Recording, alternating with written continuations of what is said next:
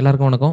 நமக்கு இருக்கிறதுலே பெரிய பிரச்சனை என்னன்னா, இந்த புரோக்கர் அக்கவுண்ட்லாம் இன்வெஸ்ட் பண்ணும்போது, என்ன சார்ஜஸ புடிக்கிறான் என்னன்னே தெரியாது.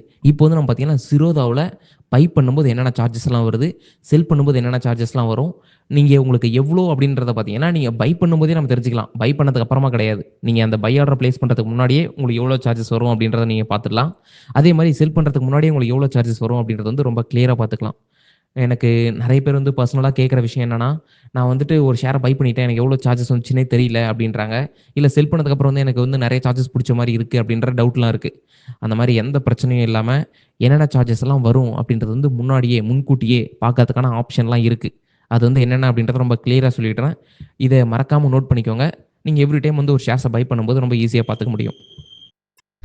இன்கேஸ் உங்களுக்கு ஏதாவது வந்து ஒரு பிரச்சனை இருக்கு. இந்த பர்ட்டிகுலரா ஒரு Zerodha அக்கவுண்ட்ல வந்து உங்களுக்கு ஒரு பிரச்சனை இருக்கு அப்டின்னா, கஸ்டமர் கேர எப்படி கான்டாக்ட் பண்ணணும் அப்டின்றதுக்கான டீடெயிலும் பார்த்தீங்கன்னா, இதே வீடியோல எக்ஸ்ப்ளைன் பண்றேன். இந்த வீடியோல மொத்தம் சொல்றது பார்த்தீங்கன்னா, 3 விஷயம். ஒண்ணு பை பண்ணும்போது உங்களுக்கு என்னென்ன சார்ஜஸ் வரும், செல் பண்ணும்போது என்னென்ன சார்ஜஸ் வரும், தென் உங்களுக்கு இதுல அந்த டவுட் வந்து கிளாரிஃபை ஆகல அப்டின்னு சொல்லி நெனச்சீங்கன்னா, எப்படி கஸ்டமர் கேர கான்டாக்ட் பண்றது.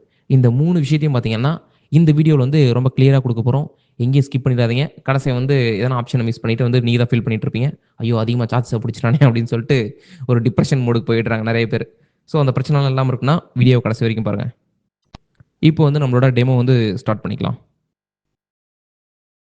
கீழ பார்த்தீங்கன்னா, இந்த இடத்துல அமௌண்ட் அப்படின்னு சொல்லிட்டு 26.04 அப்படின்னு சொல்லி போட்டிருக்கு. இத கிளிக் பண்ணீங்கன்னா, இந்த ஷேருடைய ஆக்சுவல் சார்ஜஸ் எல்லாம் என்னென்ன அப்படின்னு சொல்லிட்டு நமக்கு காமிக்கும். இந்த இடத்துல பார்த்தீங்களா, செபியோடைய ஃபீஸ் வந்து என்ன வெயிட் பண்ணுங்க. இது இங்க ஒரு குவான்டிட்டின்றதா கொஞ்சம் பிரச்சனையா இருக்கும். இப்போ இப்படி வச்சுருவோம். ரிஃப்ரெஷ் ஆயிக்கும். இப்போ பாருங்க.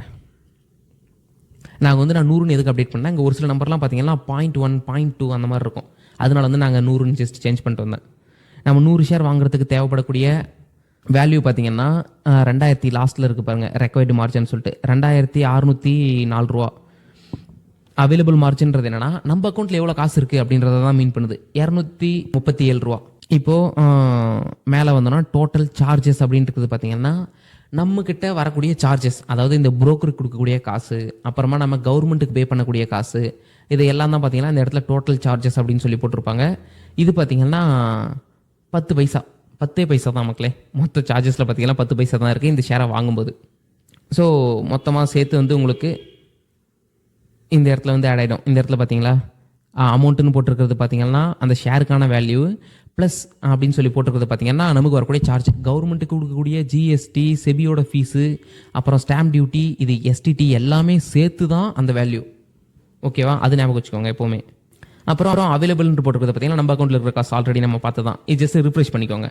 இப்போ இந்த இடத்த வந்து நம்ம 10ன்னு மாற்றிட்டோம். இங்கே ஆட்டோமேட்டிக்காக ரிஃப்ரெஷ் ஆகிடும். ஆகலை அப்படின்னா ரிஃப்ரெஷ் பண்ணி பார்த்தீங்கன்னா உங்களுக்கு கிளியரான பிக்சர் கிடைக்கும். அப்போ தான் வந்து நமக்கு தெரியும், ஓகேப்பா எவ்வளோ தான் காசு எடுத்தியா அப்படின்னு சொல்லிட்டு. இல்லைனா பயந்துகிட்டே இருப்போம், ஐயோ எக்ஸ்ட்ரா எடுத்துட்டாங்களோ, அது போயிடுச்சு இது போயிடுச்சுன்னு பயந்துகிட்டே இருப்போம். அமௌண்ட் பார்த்தீங்கன்னா 00ன்னு போட்டிருக்கு. ஐயோ என்னடா 0ன்னு காமிக்குது, அப்படின்னா நமக்கு வித்தா எதுவும் வராதான்னு கேட்கக்கூடாது. உங்களுக்கு வந்து விற்றதுக்கப்புறம் அதுக்கான அமௌண்ட் வந்து நம்ம அக்கௌண்ட்டுக்கு வந்துடும். இங்கே ப்ளஸ் 3.38 அப்படின்னு சொல்லிட்டு இருக்கு. இது வந்து எதை மீன் பண்ணுது அப்படின்னா உங்களுக்கு வரக்கூடிய சார்ஜஸ். இது ஜஸ்ட் கிளிக் பண்ணி பாருங்க. வித்தா வந்து நம்ம அக்கௌண்ட்டுக்கு வந்துட்டு எந்த காசும் தேவைப்படாது, எந்த காசும் நம்ம அக்கௌண்ட்லேருந்து எடுக்க மாட்டாங்க. அவங்க தான் பார்த்தீங்கன்னா நம்ம அக்கௌண்ட்டு காசு போடணும், நம்ம அக்கௌண்ட்டுக்குள்ளே காசை கொண்டு வரணும். அதனால தான் பார்த்தீங்கன்னா ரெக்வயர்டு மார்ஜின் 0, அவைலபிள் மார்ஜின். இது வந்து நீங்கள் வாங்குற போது தான் நோட் பண்ணணும், விற்கிற போது பார்க்க தேவையில்லை. நீங்கள் விற்கும் போது பார்க்கக்கூடிய ஒரே விஷயம் என்னன்னா டோட்டல் சார்ஜஸ் வந்து எவ்வளோ போட்டிருக்கு அப்படின்னு சொல்லிட்டு 3.38. இது வந்து பார்த்தீங்கன்னா டிஃபால்ட்டாக வரக்கூடிய சார்ஜஸ் தான். ஏன்னா இதில் எஸ்டிடி புரோக்கர் சார்ஜஸ் 0, அது ஞாபகம் வச்சுக்கோங்க. புரோக்கர் சார்ஜஸ் என்னமோ 0 தான். கவர்மெண்ட்டுக்கு கொடுக்கக்கூடிய டேக்ஸ் அதுதான் வந்து அதிகம். எக்ஸ்சேஞ்சோடைய ஃபீஸ், அந்த பிஎஸ்சி என்எஸ்சின்னு இருந்ததில்ல, national stock exchange, Bombay stock exchange, அதனோட ஃபீஸு, அதுக்கப்புறம் பார்த்தீங்கன்னா எஸ்டிடி, அப்புறம் ஜிஎஸ்டி, இதுதான் பார்த்தீங்கன்னா வேல்யூவில் இருக்குது. மித்தது எல்லாமே பார்த்தீங்கன்னா 0 இருக்குது. ப்ரோக்கரேஜ் எல்லாம் பாருங்கள் 0 இருக்குது. இதில் இன்னொரு விஷயம், நாம் வந்து செல் பண்ணும்போது பார்த்தீங்கன்னா ஒரு 20 ரூபீஸ் கிட்ட பார்த்தீங்கன்னா ஒரு சில புரோக்கர்ஸ் மட்டும் பிடிப்பாங்க. அதனால வந்து ஐயோ 20 ரூபா காணாமல் போயிடுச்சு, யாரோ எடுத்துட்டாங்க அப்படின்னு சொல்லிட்டு நினைக்கக்கூடாது.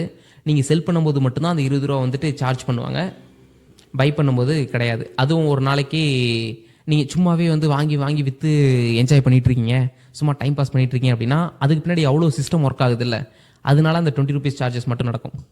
அதை வந்து மைண்டில் வச்சுக்கோங்க எப்போவுமே. நெக்ஸ்ட்டு நீங்கள் கஸ்டமர் சப்போர்ட்டை ரீச் பண்ணுறதுக்கு ரொம்ப முக்கியமான விஷயம் கீழே பார்த்தீங்களா காண்டாக்ட் அப்படின்னு சொல்லிட்டு இருக்கு சப்போர்ட்டில். இதை கிளிக் பண்ணிவிட்டு இந்த இடத்துல இருந்து பார்த்தீங்கன்னா நீங்கள் டிக்கெட்டை கிரியேட் பண்ணீங்க அப்படின்னா உங்களுக்கு வந்துட்டு கால் பேக்கப் பண்ணுவாங்க.